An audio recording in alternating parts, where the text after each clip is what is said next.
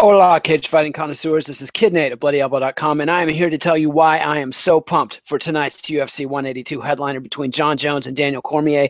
I don't know if you've been paying attention to the UFC lately, or if you're one of the many millions, hundreds of thousands of people who used to be a fan and you've blown it off because you don't know when it's on TV and it's on TV too much and the fights are crappy and the fights never happen. This fight is awesome and it's happening tonight, January 3rd, 2015. Easily the best fight in more than a year since the biggest, most important fight since the Chris Weidman-Anderson Silva rematch last New Year's Eve. This time it's the big one. Jon Jones, light heavyweight champion, could be the greatest of all time. If he can get this win, he is right up there with Fedor Emelianenko, Anderson Silva, Royce Gracie, any of the greats of the sport. This could be his chance. Daniel Cormier, one of the best, one of the almost greatest in the Olympic wrestling history, didn't quite beat Cal Sanderson for the NCAA wrestling title, never quite beat Kadzmat Gatsalov of Russia, never quite beat Alizar Haidara, but he competed with the best of amateur wrestling for well over a decade, competed in the Olympics.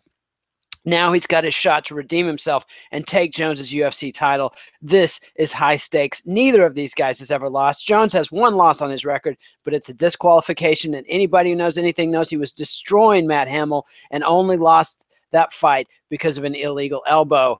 Daniel Cormier has never even lost a round in the sport. This guy has plowed through heavyweights like Josh Barnett, Antonio Bigfoot Silva, Frank Mir, light heavyweights like Dan Henderson. These guys are monstrous. They're both at the top of their game. Jon Jones might be the most fearsome light heavyweight in history. He has destroyed a who's who of light heavyweights: Shogun Rua, Rampage Jackson, Lyoto Machida, Glover Teixeira, Alexander Gustafsson, on and on. Okay, now the Gustafsson fight, that's the one. That's the one that gave Jones a little bit of trouble, but he dug deep. He came through. Cormier's never been tested. We don't know how this is going to work. And then you got the personalities. These guys are absolute opposites. Jon Jones wants everybody to like him, but he can't help being a fucking dick. That's the thing with Jon Jones. He'll do something great, catch a robber right the day before a fight, and talk about Jesus in the cage, do great performances, and then it's a DUI with some strange woman in the car. Then he's allegedly getting on Instagram and calling fans names personally, like the guy, and then claiming he got hacked. The guy is just a dick, and like everybody saw in the incredible promo the UFC put together for this, he'll go on the air with Daniel Cormier on ESPN, be completely polite and professional. The second he thinks the cameras are off, he's a complete, almost psychopathic dick, like threatening to kill him and eat him. I mean, not quite that, but Mike Tyson levels of dickishness, and it's scary to see him switch it on and off. And Daniel Cormier, everybody can identify with this guy. This guy's on Fox Sports as a commentator. He is likable.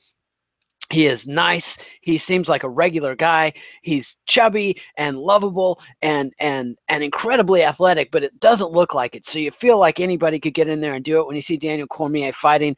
And Jon Jones is this athletic freak that you know you could never be. He's long, he's lanky, he does these incredible throws and these crazy kicks nobody's ever seen.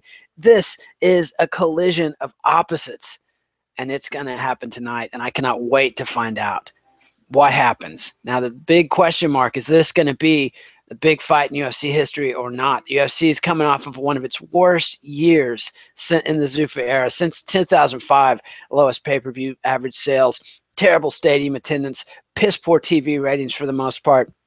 And biggest of all, they could not book the big fights. This is a fight they tried to book last September, fell apart when Jones got injured. They tried to book Chael Sonnen versus Wanderlei Silva. That fell apart through a drug testing fiasco, unparalleled. They tried to book Chris Weidman versus Vitor Belfort, fell apart. They tried to book Ronda Rousey versus Gina Carano, Ronda Rousey versus Chris Cyborg, all fell apart. The UFC needs this to be a big fight. Will it? We don't know. They got a little bit of airtime on FX. They got a little bit of airtime on Fox Sports during the football games. We'll see. Do fans care? I care. This is going to be a big one. This is potentially right up there with some of the great rivalries in UFC history. It could be as big in terms of import for the sport and excitement as Brock Lesnar versus Frank Mir, as Chuck Liddell versus Tito Ortiz, as Anderson Silva versus Chael Sonnen, and Anderson Silva versus Chris Weidman.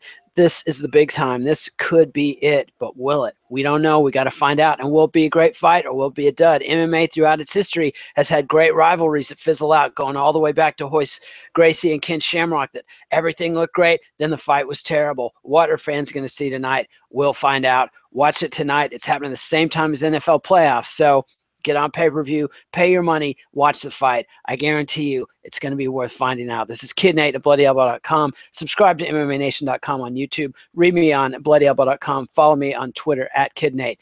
Thanks. I'll see you at the fights. Adios, MMA aficionados.